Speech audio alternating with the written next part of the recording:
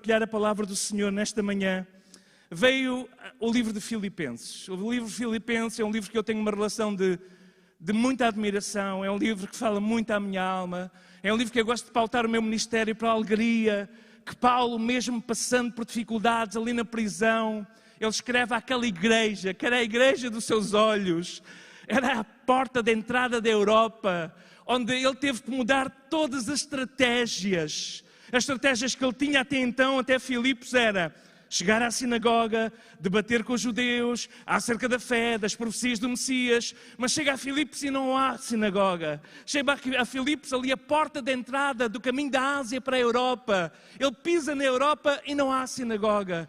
Ele ora a Deus e pede direção. Então lembra-se que já era tradição para os judeus, quando não havia sinagoga, irem para junto do rio, junto das águas das suas orações. Então ele desce junto à praia das águas. E em vez de encontrar rabinos, em vez de encontrar escribas, em vez de encontrar os doutores da lei, em vez de encontrar os doutores da religião, encontra mulheres que estavam a orar. E de repente Deus abre o coração de uma mulher chamada Lídia. E Lídia é a primeira convertida na Europa e a primeira mulher a ser batizada. E está escrito o seu nome. Lídia depois desafia Paulo e a sua comitiva a virem para a sua casa e ele tem que alterar uma série de protocolos para gerir uma nova geração, uma nova situação que Deus estava a trazer. Deus estava a trazer a Europa para o coração da igreja, para o coração do seu servo.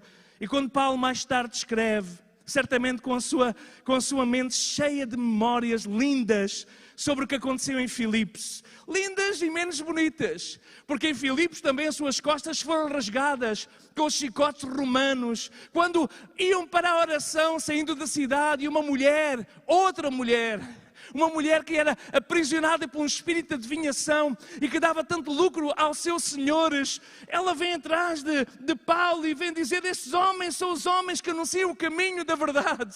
Parecia ser a publicidade melhor que eles podiam ter. Uma mulher consultada por aqueles que eram da decisão, do poder de decisão ali de Filipos.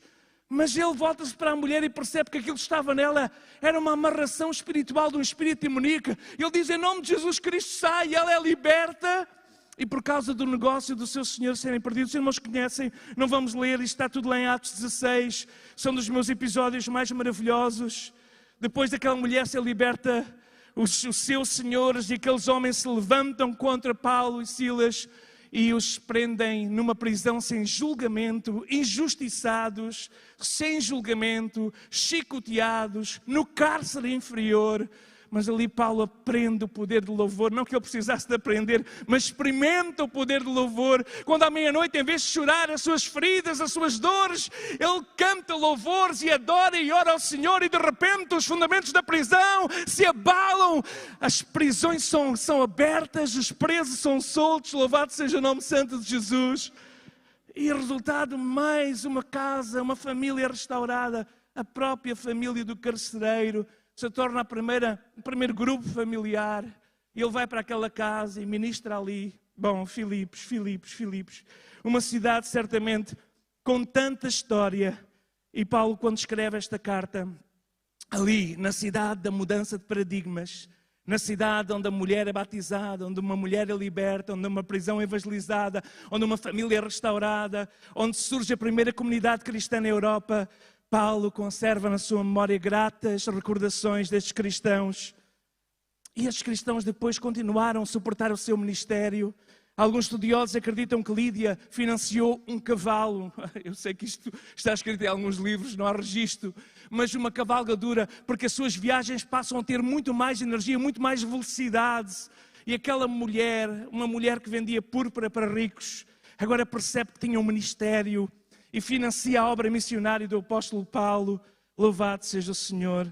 Eu dou graças a Deus pelas mulheres de Deus que suportam o ministério com contribuições, com orações. Louvado seja o nome santo de Jesus.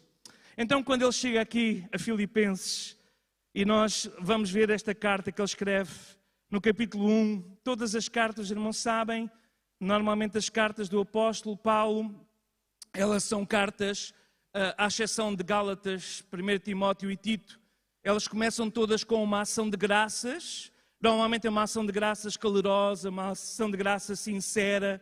E quando ele escreve em Filipos, então não há nenhuma dúvida, a igreja em Filipos, aos filipenses, não há nenhuma dúvida que possa tirar a confiança do apóstolo na igreja ali de Filipos. Ele derrama fervorosamente a Deus a sua gratidão por aquelas mulheres e por aqueles homens que serviam ao Senhor naquela cidade. Vamos ler então este primeiro capítulo, apenas os primeiros 11 versículos, diz assim: Paulo e Timóteo, servos de Jesus Cristo, a todos os santos em Cristo Jesus que estão em Filipos com os bispos e diáconos, graça a vós e paz da parte de Deus nosso Pai e da do Senhor Jesus Cristo.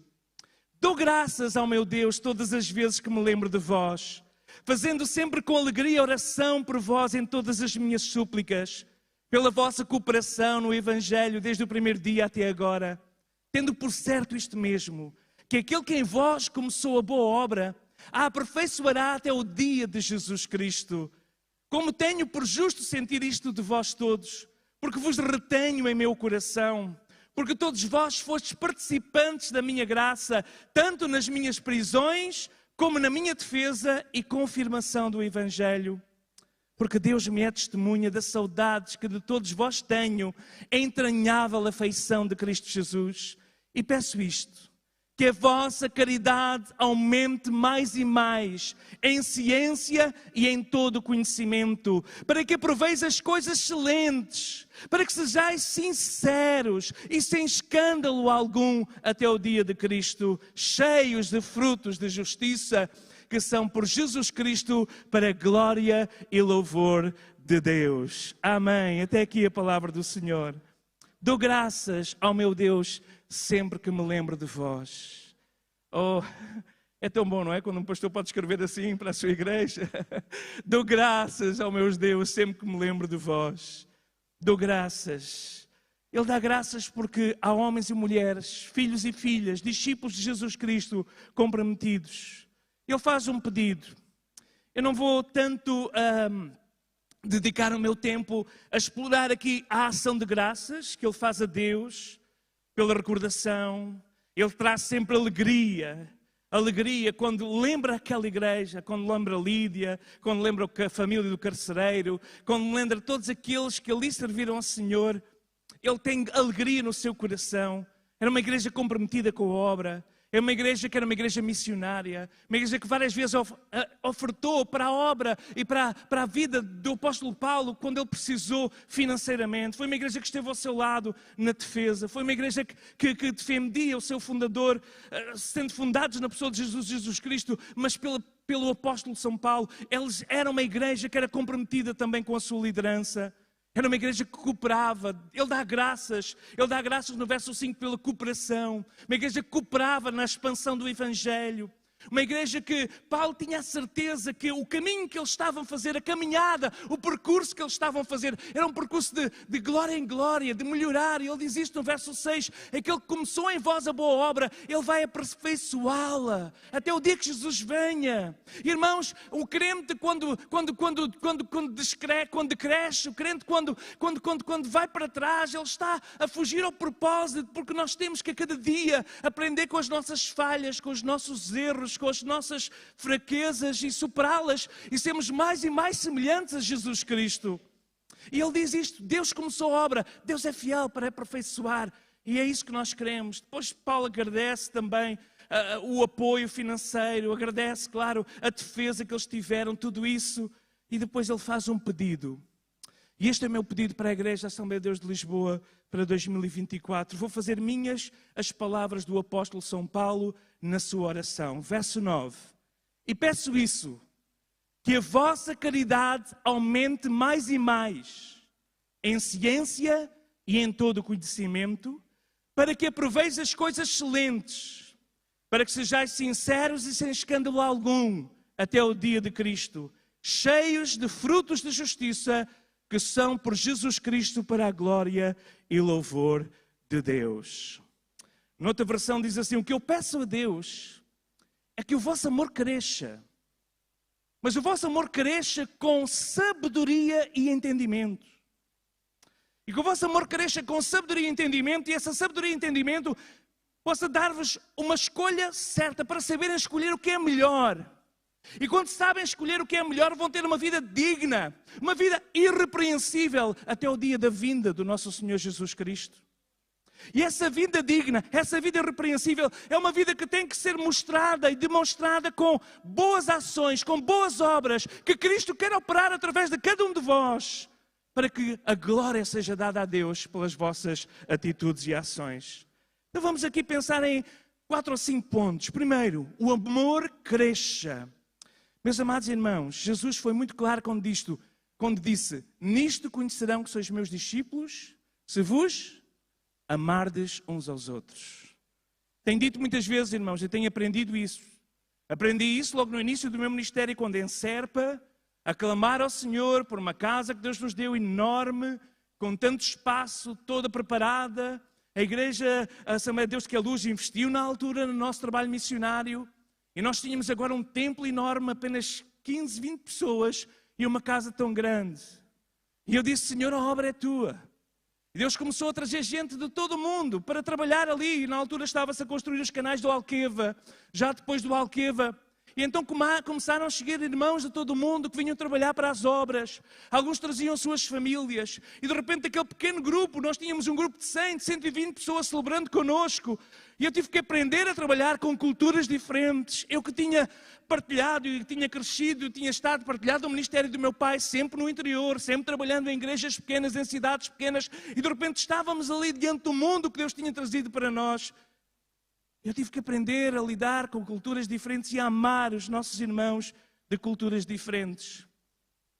E nós sempre atendemos que algo fundamental para o crescimento da Igreja de Jesus Cristo é uma igreja que se ama uns aos outros. Uma igreja que se preocupa uns pelos outros. Uma igreja que tem prazer na comunhão.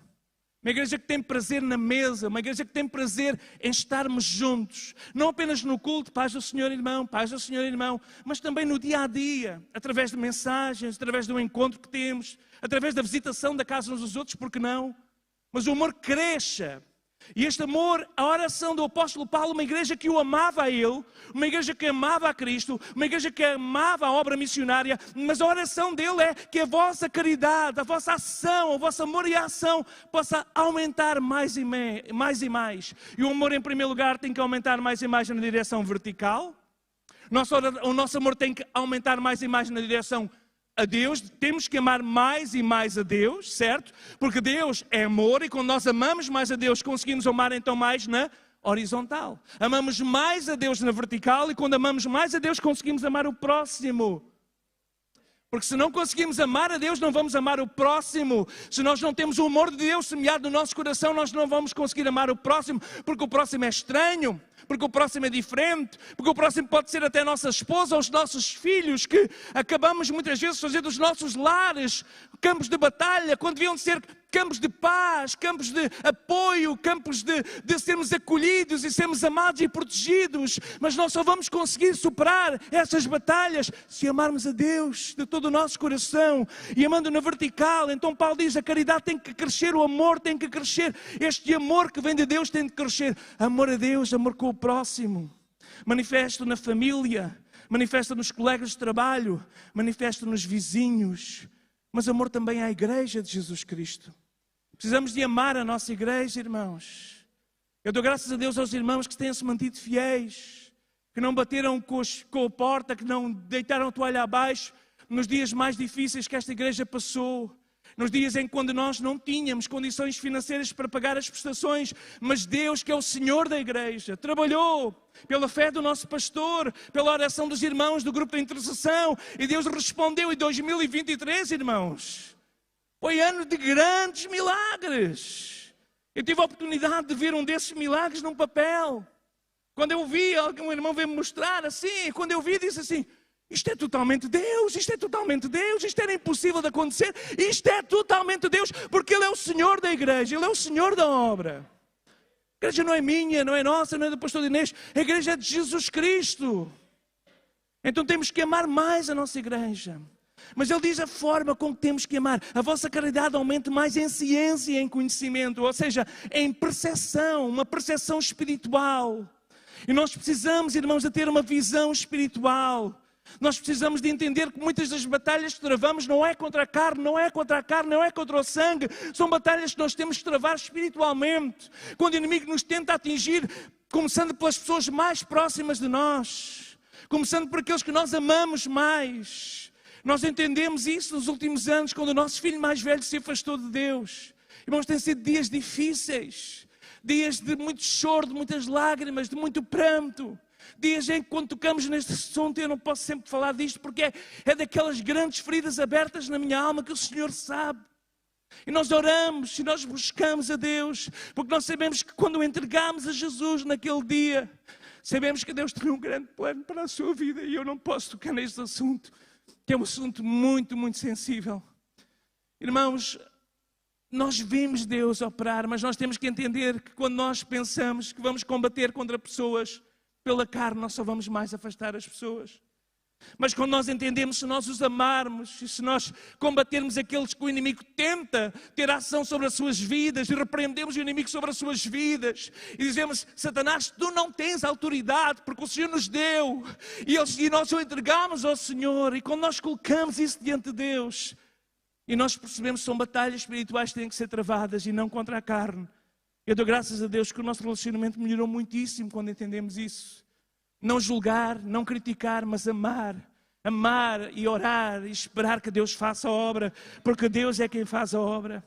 E Paulo pede isto então, que o conhecimento, que o entendimento espiritual cresça sobre a igreja, seja um amor com entendimento, um amor com ciência e com conhecimento, um conhecimento espiritual, um entendimento espiritual. E Paulo ora então que este amor possa crescer. A seguir ele fala sobre caráter, tem de haver. Ele fala sobre o caráter, tem de haver. Porque amor ligado também a um caráter completo. Vamos ver sobre isso a seguir no verso 10. Amor é agir em favor de outros, sem esperar nada em troca. E o conhecimento muitas vezes traz um julgamento. E nós temos que ter muito cuidado com os nossos julgamentos. E nós temos que decidir sempre amar, independentemente. Amar é uma escolha, porque Deus é amor. Então amor tem que ser a fonte de todas as nossas ações. Amor tem que ser a fonte de toda a nossa motivação. E Paulo diz que os ama. Paulo diz no verso 8, quando na sua oração de gratidão, ele diz: Deus me é testemunha das saudades que de vós tenho, a entranhável afeição de Jesus Cristo. Paulo diz que a fonte do amor que ele tinha por os filipenses vinha de Jesus Cristo. Jesus era a fonte. Jesus é a fonte. Deus é a fonte deste amor. E ele na carta aos Coríntios, capítulo 13, ele diz este poema maravilhoso sobre o amor. 1 Coríntios, perdão, eu disse, não sei qual foi a carta que eu disse, 1 Coríntios 13, diz: se eu fosse capaz de falar todas as línguas dos homens e dos anjos e não tiver amor, as minhas palavras são como um badalar de um sino ou como um barulho de um chocalho. Se eu tiver o dom de declarar a palavra de Deus, de conhecer os seus mistérios, de saber tudo, se eu tiver uma fé capaz de transportar montanhas e não tiver amor, eu não valho nada. Ainda que eu dê em esmolas tudo que é meu, se me deixar queimar vivo e não tiver amor, de nada me serve. Então o amor tem de crescer, irmãos, com uma percepção, com um conhecimento, com uma inteligência e com uma visão. E aquilo que é o meu desejo para a Igreja de Lisboa 2024, para a Igreja de Jesus Cristo, é que nós tenhamos uma visão de amor. Que os nossos olhos sejam os olhos de Jesus Cristo. Quando nós vemos lá em Mateus 9, em que ele vê a multidão e olha para eles como ovelhas desgarradas e errantes que não tinham pastor. E ele diz aos seus discípulos: a seara é grande, são poucos os obreiros. Vamos orar ao Senhor da seara, ao Senhor dos recursos humanos. Vamos orar ao Senhor que envie ceifeiros para a sua seara. Esse é o amor, nós temos que olhar com amor. Irmãos, nós temos que olhar com amor. Olhar para esta cidade, para as pessoas nesta cidade e olhar com amor. Mas o amor tem que também trazer uma escolha certa. E diz isto a seguir: para que experimenteis ou aproveis, verso 10, as coisas excelentes, para que sejais sinceros, para que tenham uma vida sem escândalo algum até o dia de Jesus Cristo. Então, aprovar as coisas excelentes é o segundo aspecto. Quando nós temos um amor que vem de Cristo, nós sabemos fazer escolhas corretas. Quando nós podemos tentar, às vezes, fazer as escolhas por nós próprios, nós temos uma grande escolha a fazer. E os meus amigos e todas as pessoas que estamos a aconselhar, e nós temos ouvido conselhos de todo lado. Eu sempre tenho dito, e deixa-me passar isto aqui, se calhar não devia dizer durante a igreja, mas digo, humanamente falando, a escolha seria, nós sentimos que estamos a fazer o trabalho da obra de Deus e que Deus nos tem abençoado tanto onde estamos e que somos bênção para várias igrejas e denominações. Deus nos deu um capital de conhecimento, de relacionamentos, que é importante estar ao serviço da igreja em Portugal. Mas a nossa preocupação é fazer a vontade de Deus, irmãos. Porque às vezes a nossa escolha humana é uma escolha que vai pelo nosso caminho de conforto, pelos nossos caminhos que nós já sabemos como trilhar, segurança, às vezes até mesmo algum conformismo. Mas a igreja tem que ser inconformada. A igreja de Jesus Cristo tem que olhar para Romanos 12:2 como um versículo que pauta a nossa vida espiritual. Não vos moldeis a este mundo, não vos conformeis com este mundo, mas renovai o vosso entendimento para que experimenteis qual seja a boa, perfeita e agradável vontade de Deus. Então nós temos que deixar que Deus renove o nosso entendimento. E Deus quer que nós possamos escolher o que é excelente. E as coisas excelentes, aos olhos humanos, às vezes podem não ser assim tão boas. Mas a excelência tem que ser vista pelos olhos de Deus e não pelos nossos olhos. E essa é que é a dificuldade que nós temos, porque os nossos olhos são limitados. Às vezes os nossos óculos, como é o meu caso, agora estão um bocadinho sujos. Nós vemos um pouco nublado as coisas, mas nós temos que ver com os óculos e com os olhos de Deus. Deus não tem óculos, Ele vê todas as coisas. Ver com os olhos, com o olhar de Deus. E percebermos que Deus quer que nós aprovemos coisas excelentes, mas excelentes que vêm de cima. Escolher coisas excelentes fala de santidade, irmãos, sem a qual ninguém verá o Senhor. E nós estamos a viver dias que, se nós queremos ver a igreja se mover e conquistar, tem de ser num aspecto de santidade. Eu partilhava com alguém e dizia há pouco tempo, a história de Acã é muito clara. Quando falamos de conquista, se há pecado oculto, nós vamos ser derrotados. Nós precisamos que Deus revele tudo o que está oculto, tudo o que não pertence à santidade, àquilo que convém à casa do Senhor, e que seja exposto e seja de alguma forma ajudado a ser superado. Se a pessoa está em pecado, seja ajudado a superar e a vencer esse seu pecado, essa sua tentação. E quando a igreja santa, e quando aqueles que estão na obra, e que estão a cooperar, seja qual for o ministério, desde o mais simples ao mais complicado do púlpito, se houver santidade, nós vamos ver Deus. Deus confirma pela sua palavra. Irmãos, não é legalismo, é nós sermos afinados pela palavra de Deus. Todos nós já falhamos, todos nós já pecamos, eu já tropecei tantas vezes. Eu tinha aqui na minha introdução, não li tudo. Eu só estou aqui fruto da graça de Deus, porque eu pequei com consciência várias vezes diante de Deus na minha juventude. Eu cometi o pecado de iniquidade diante de Deus várias vezes na minha juventude. Com conhecimento eu pequei diante de Deus. Mas Deus, que é um Deus de segundas e terceiras e quartas oportunidades, Ele me foi buscar lá no lamaçal de pecado e me colocou novamente sobre a rocha e purificou pelo sangue do Cordeiro, que é suficiente para nos libertar de todo o pecado. Agora temos que escolher coisas excelentes, santidade, sem a qual ninguém verá o Senhor. E essas escolhas excelentes são manifestadas pela vida, pela forma com que nós vivemos a vida. E diz no verso 10, para que proveis coisas excelentes, para que sejais sinceros e sem escândalo algum, até o dia de Cristo. Meus queridos, nós estamos a viver dias de grandes e graves escândalos. Às vezes, claro que os irmãos, graças a Deus, que nós até nas igrejas evangélicas não temos tido muitos escândalos. Temos tido alguns escândalos, mas não muitos escândalos. E abrir telejornais ou coisas assim. Mas nós que estamos dentro sabemos que há muita gente que parece que é, mas não é. E há muita gente que vive em pecado e vive de aparências. Há pessoas que até lideram ministérios que não estão com a sua vida em ordem.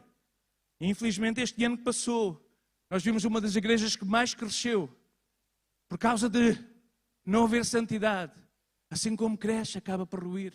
E nós precisamos de entender, quando Paulo fala de uma vida irrepreensível, ele diz lá de uma vida irrepreensível, na outra tradução, nesta aqui diz vida sem escândalo algum, vida de sinceridade. Mas na nova versão internacional diz, assim vocês terão uma vida digna e uma vida irrepreensível. Uma vida em qual ninguém consegue encontrar um aspecto para nos repreender. Eu sei que é um padrão muito alto, para mim é muito alto esse padrão.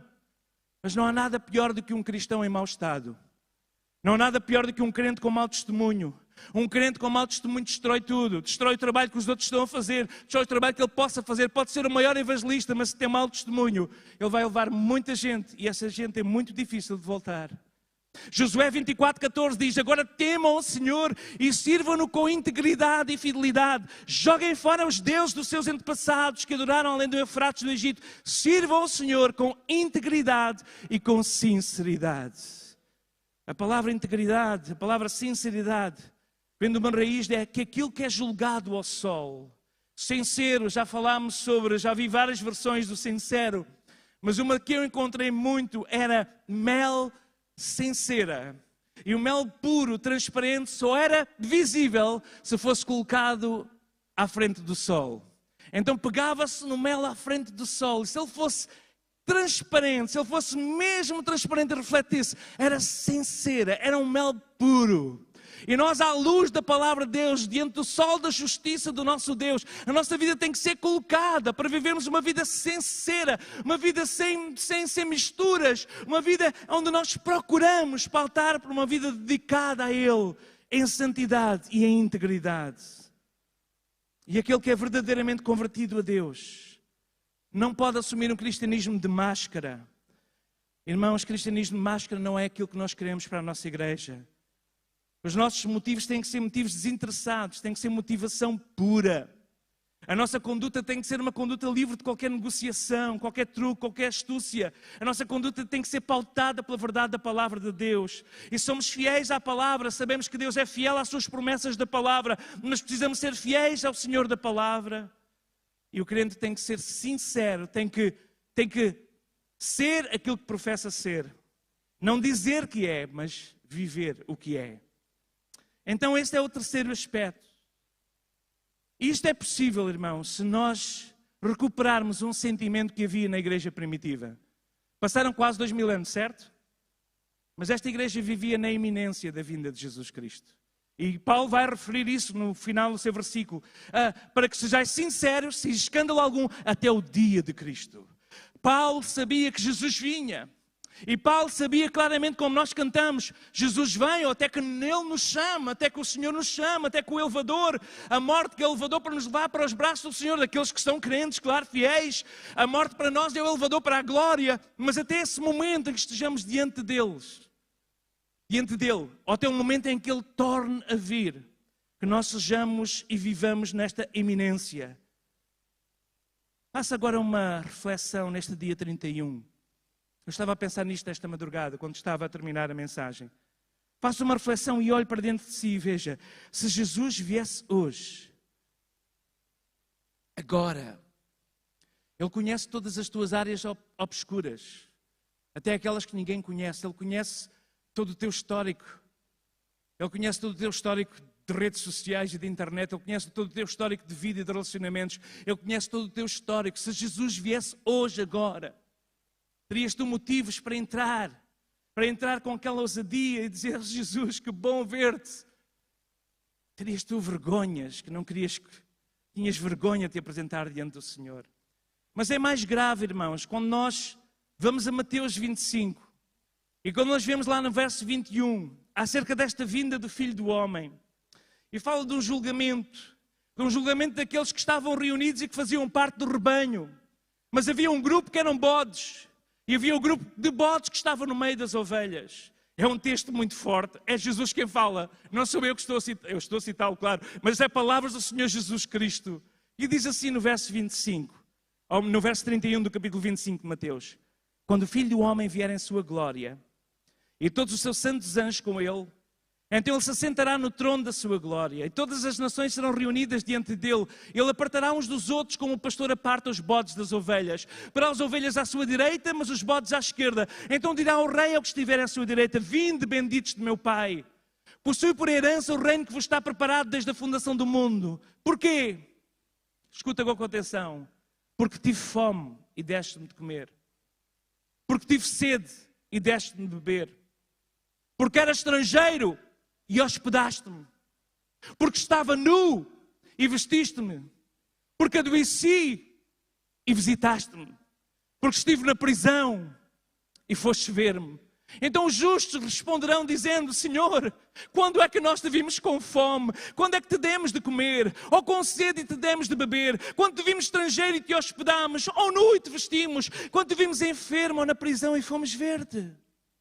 E respondendo o rei lhes dirá: em verdade vos digo que quando fizestes a um destes meus pequeninos irmãos, a mim o fizestes.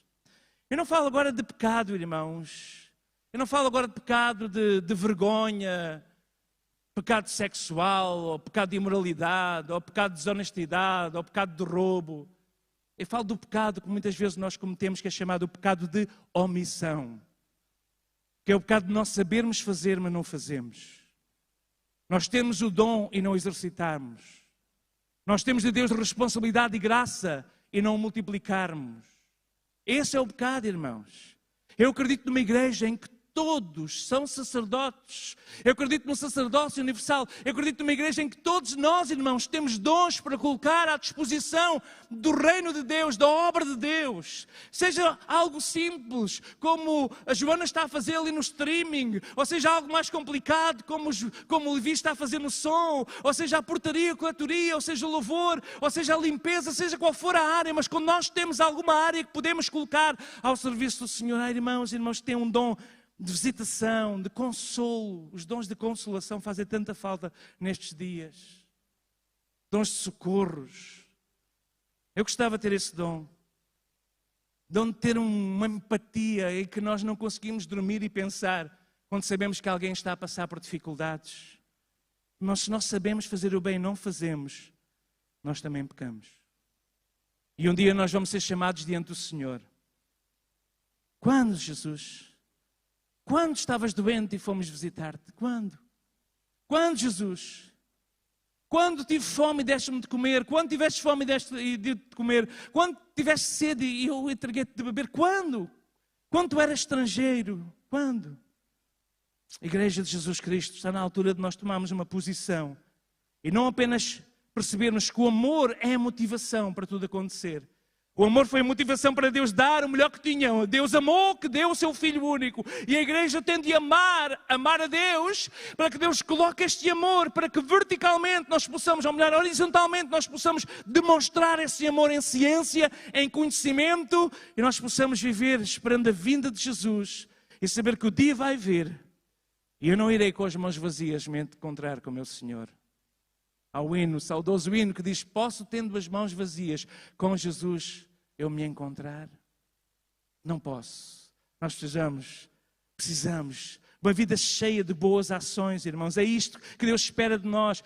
Verso 11, vidas cheias de fruto de justiça, frutos de justiça, que são por Jesus Cristo para a glória e louvor. Então vou terminar com este versículo 11, e este é o pedido que ele fazia ao Senhor à igreja em Filipos. Este é o pedido que eu faço a Deus para a minha vida, para a vossa vida, para a nossa vida como igreja de Lisboa. Meus irmãos, diz Tiago 2,14, que aproveita alguém dizer que tem fé e não tiver as obras. Porventura a fé pode salvá-lo se o irmão ou a irmã estiverem nu e tiverem falta de mantimento cotidiano e algum de vós dizer: ide em paz, aquietai-vos, fartai-vos, e não lhes derdes as coisas necessárias para o corpo, que proveito virá daí?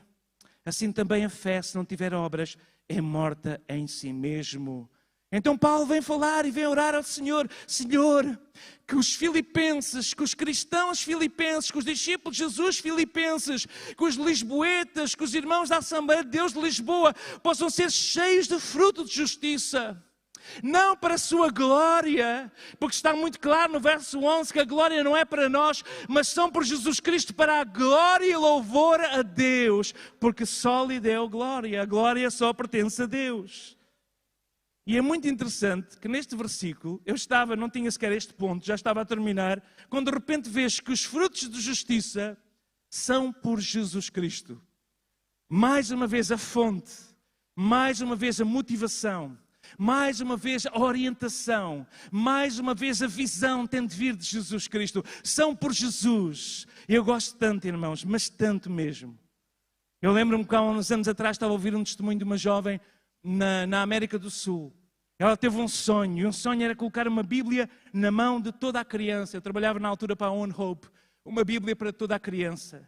E aquela moça teve um sonho, colocar uma Bíblia na mão de toda a criança. E ela, sendo uma estudante universitária, decidiu marcar uma entrevista com o Ministério da Educação. Eu não sei como, totalmente Deus abriu a porta, ela foi lá e disse, eu tenho este projeto.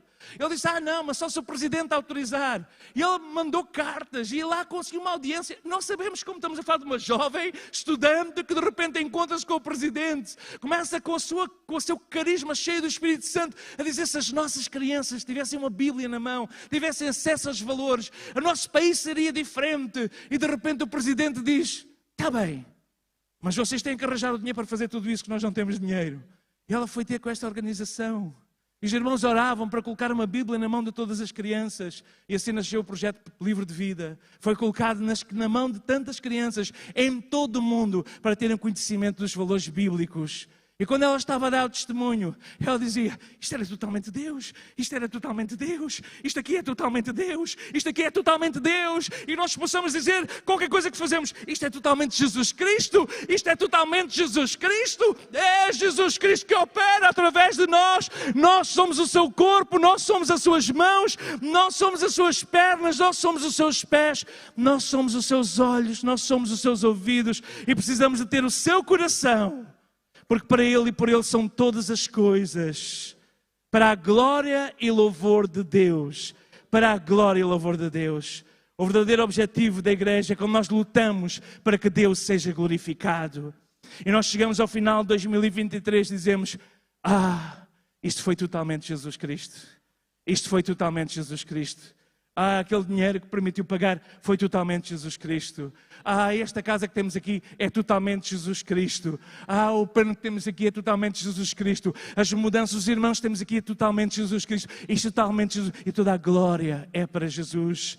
E quando Jesus é glorificado, quando Deus é glorificado, aleluia, Ele não replata a sua glória com ninguém. O inimigo não consegue estar onde a glória de Deus sobreabunda. E se a glória de Deus tomar este lugar e as nossas vidas, não há inimigo que consiga entrar e penetrar. Ele vai tentar fazer clivagens, mostrar que somos diferentes, mas nós estamos unidos no propósito e vamos buscar verticalmente o amor de Deus em primeiro lugar. Senhor, enche-me com o teu amor. Senhor, enche-me do teu amor. O meu pai costumava dizer, Deus, batiza-me com o teu amor. Precisamos do batismo de amor. Eu falava sobre o batismo de amor. Precisamos de um batismo de amor, que eu seja imersido, que eu seja imerso no teu amor. Com discernimento e visão espiritual, o amor desce sobre nós e nós começamos a ver. E começamos a ver o mundo com outros olhos. Começamos a ver oportunidades de ministério. Começamos a ver vidas para serem tocadas. E se isso for acompanhado de uma vida de integridade e sinceridade. Integridade e sinceridade. Se nós vivemos uma vida íntegra e sincera. Irmão, sincera. Não é nós tentarmos de alguma forma que ninguém conheça as nossas fraquezas. É quando nós não conseguimos superar as fraquezas e dizemos, irmão, eu tenho esta fraqueza, não consigo superar, ajuda-me em oração. Eu quero caminhar contigo, eu preciso que alguém caminhe comigo. E Deus quer fazer isto na sua igreja. E quando o serviço é através de Cristo, não na nossa força, mas na força do Senhor, como o pastor leu hoje, nós sabemos que nós somos mais do que vencedores em todas as batalhas, quando estamos em Cristo, permanecemos em Cristo só, como já cantámos nesta manhã, através de Cristo para a glória de Deus. Então termino com esses 5 pontos. Amor. Senhor, em 2024, dá-nos um batismo de amor. Amor por Ti, amor pela Tua obra, amor à tua palavra, amor à Tua pessoa bendita, amor ao mundo à minha volta. Dá-me compaixão, o meu coração seja movido por íntima compaixão. Dá-me amor.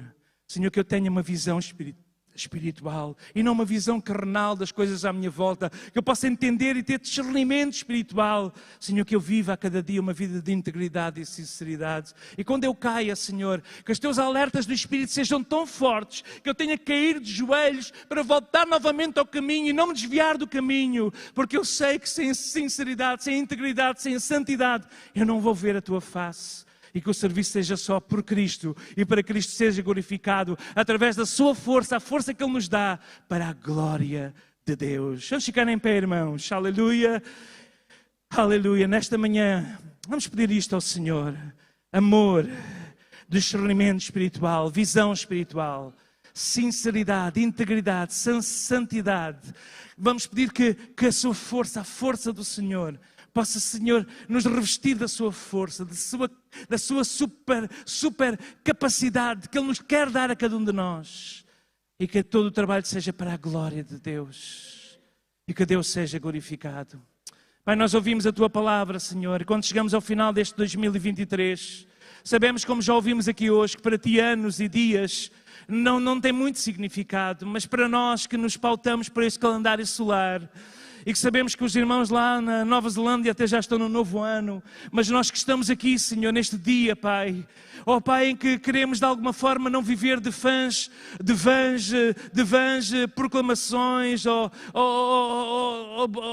alguns desejos que vêm, Senhor, mas que seja o principal desejo amar-te a Ti acima de todas as coisas. E que esse amor seja derramado no nosso coração de uma forma tão intensa e profunda que se manifeste naqueles que estão à nossa volta. Senhor, muda, Senhor, o meu coração, o nosso coração como igreja. Dá-nos um coração semelhante ao Jesus. Possamos viver uma vida de integridade, de sinceridade, procurando agradar-te a Ti em primeiro lugar, do que agradar as outras pessoas à nossa volta, Senhor. Tu sabes como alguns de nós, começando por mim, vivemos tanto procurando a aceitação das outras pessoas à nossa volta, querendo agradar todos à nossa volta. Mas, Senhor, que a nossa primeira preocupação seja agradar-te a Ti, Jesus. Agradar-te a Ti, Deus Pai, agradar o Espírito que habita em nós e que se alegre por aquilo que nós fazemos, segundo a Tua vontade e o Teu querer. Pai, que este ano seja o ano de serviço através de Cristo. Que, Senhor, se levante na igreja homens e mulheres comprometidos com Cristo e que vão chegar a mão, Senhor, àquilo que está disponível para ser feito e possamos ver, Senhor, ó Pai, como a igreja se movendo na direção de um serviço global, de um serviço comunitário, mas de um serviço que é feito por Cristo e para que Cristo seja glorificado. E, Senhor, que possamos estar aqui daqui a um ano, dando glória a Ti, pelo milagre que Tu fizeste na área financeira nestes primeiros meses do ano, pelo milagre que Tu fizeste, Senhor, na área de saúde a alguns de nós, pelo milagre que Tu fizeste na área ministerial, Senhor, em tantos ministérios que se levantaram. Ó Deus, queremos terminar este ano mais uma vez dando glória a Ti. Mas, Senhor, que belo seria se nós não terminássemos o ano aqui, mas terminássemos o ano aí, na Tua presença. Porque sabemos, Senhor, Pai, que os sinais mostram que a Tua vinda está próxima.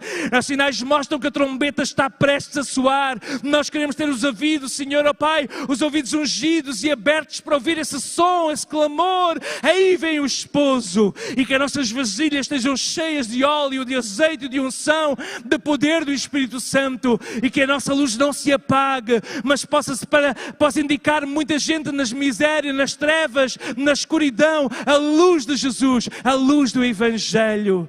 Faz-nos, Senhor, no nome de Jesus, ó Pai, um ano de testemunhas ativas e de um ministério proativo, um ministério, Senhor, ó Pai, em prol do reino, em prol de Cristo, Senhor da igreja. Assim nós oramos. Queremos orar também pelas nossas fraquezas, Senhor. Tu as conheces. Não há como escondê-las.